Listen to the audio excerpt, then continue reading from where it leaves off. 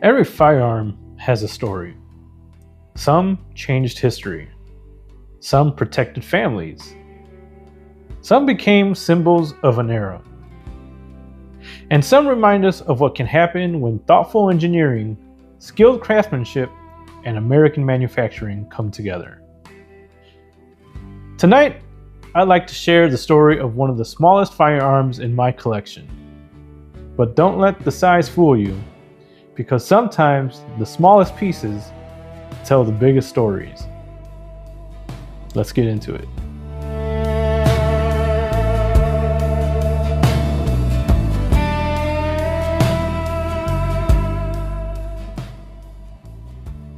Hey, what's going on, everyone? Welcome to the Operator's Tasting Lounge. I'm Noah, and whether this is your first visit or you've been here since the beginning, I'm truly glad you're here. This channel isn't about telling you what to buy. It isn't about proving one firearm is better than the next. It's about slowing down, appreciating the craftsmanship, learning the history, and recognizing the people whose hard work brought these pieces to life. So, pull up a chair. Let's spend a few minutes together. Welcome to the lounge. This is the Bond Arm Stinger, chambered in .38 Special. At first glance, it almost seems too simple. 2 barrels, 2 rounds, a break action design. In today's world of optics, lights, magazines, a pistol like this almost feels like it belongs in another era. But after spending some time with it, I realized something. This little pistol isn't trying to compete with modern service handguns. It's preserving a chapter of American firearm history. To really appreciate the Bond Arm Stinger, we first have to understand the Derringer.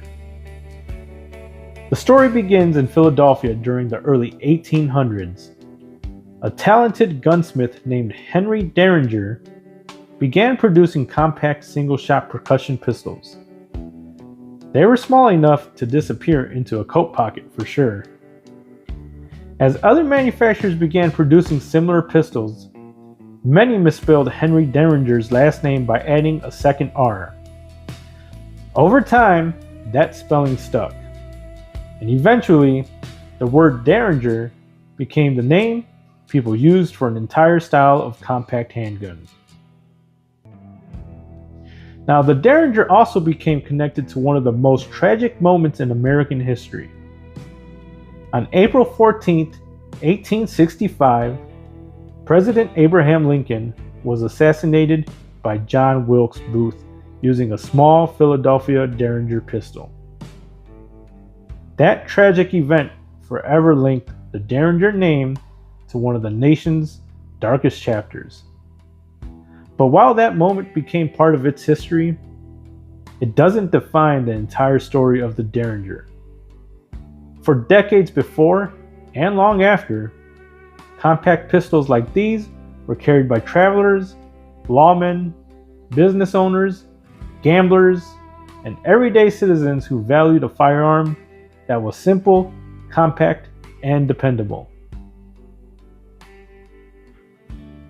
As firearms continued to evolve, one design became especially iconic: the Remington Model 95. Its over-under 2-barrel configuration became instantly recognizable, and more than a century later, that same silhouette continues to inspire modern firearms like the Bond Arm Stinger. Now fast forward to 1995, tool and die maker Greg Bond believed the classic Derringer deserved more than being remembered as a relic of the past. He believed it could be reimagined, not by abandoning its heritage, but by improving it, using stronger materials, modern machining, and American craftsmanship. That vision became Bond Arms. Today, every Bond Arms firearm is proudly built in the United States, continuing the legacy of a design that has been part of American history for nearly 2 centuries. The Bond Arm Stinger isn't trying to recreate history. It's carrying history forward.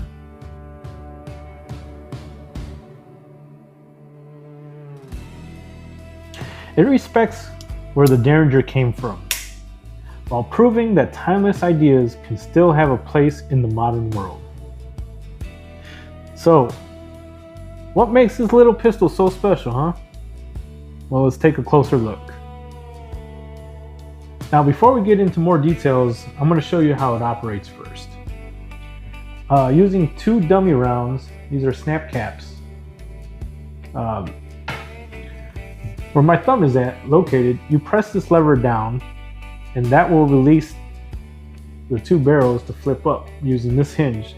Now this hinge can be taken off, and you can swap these barrels for like a 9mm or 22 LR and other calibers, but they're specifically for the Stinger. They can't be used with any other Bond Arms pistols. So going back to this, having this open, you load your 2 rounds, once again dummy rounds, and you close it. And then now I'm trying to show you without blocking the camera, but close it in there, right? And then you press this button right here. It says push for fire. It's just a safety. The other side is push for safe. Cock the hammer. Now the trigger pull is about 7 pounds. And yeah, once you're ready to shoot, the sights are nothing special. They're just a little notch right there, and then you have this tail right here in the front. I mean, you're not gonna shoot 15 feet away. This is like an up close and personal shot. So yeah, you go ahead and shoot. And same thing, take out that wasted brass, and you take it out, close it up. Cool, huh? The first time I picked up the Stinger, I expected it to feel like a tiny pocket pistol. Instead, it felt incredibly solid. And I mean like brass knuckle solid. And there's an honesty to this firearm. No unnecessary features, no gimmicks, just steel, precision, and very thoughtful engineering. As I spent more time looking at the Stinger, I kept noticing the little things, like the machining is clean, the finish is consistent, the fit between the frame and the barrels are tight. Every edge looks intentional, every part feels like it belongs exactly where it is.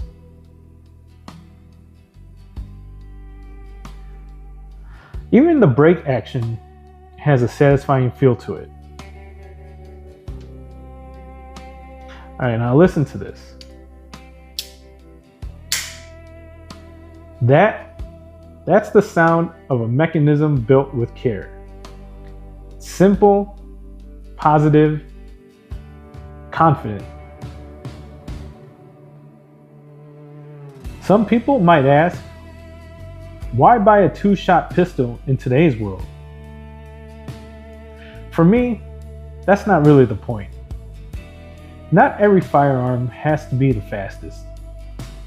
Not every firearm has to carry 18 rounds. But I'm not against that either.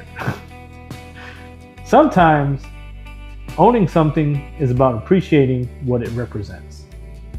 The Bond Arm Stinger represents nearly 2 centuries of firearm evolution, while staying true to the simple idea that made the original Derringer so recognizable.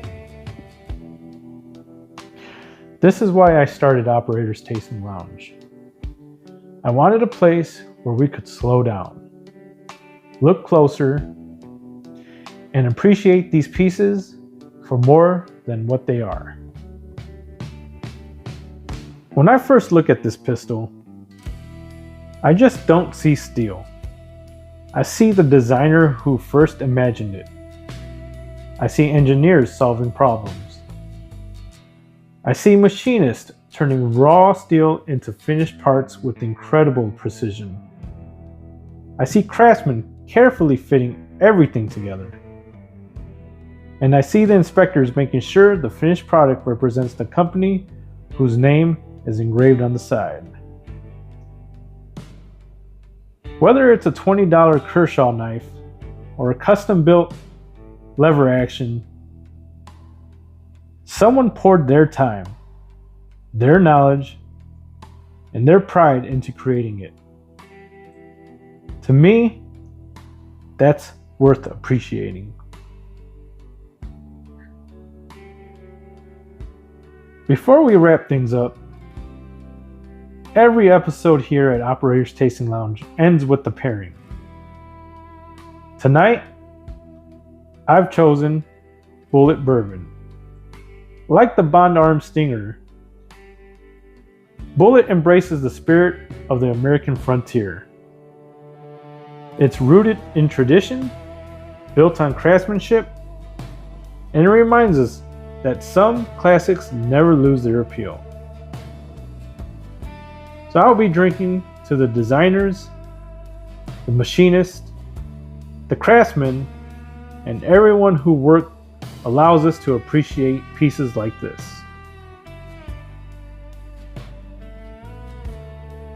The Bond Arm Stinger isn't trying to impress you with capacity. It's not trying to be the newest trend. What it offers is something different.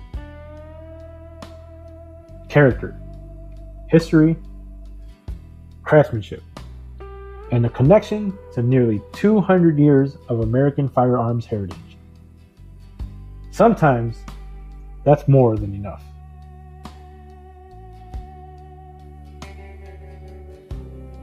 If you made it this far, thank you. It truly means a lot that you spend part of your day with me here at the lounge. If you enjoyed today's episode, I'd appreciate it if you would subscribe and join us for future conversations. I'd love to hear from you. What's one firearm or knife that you'll never part with? Not because it's the most valuable, but because of the story it carries. Share it with me in the comments. I read them all and I reply to them all. I genuinely look forward to reading them. Not even kidding. I'm Noah. Until next time, pull up a chair, pour yourself a glass,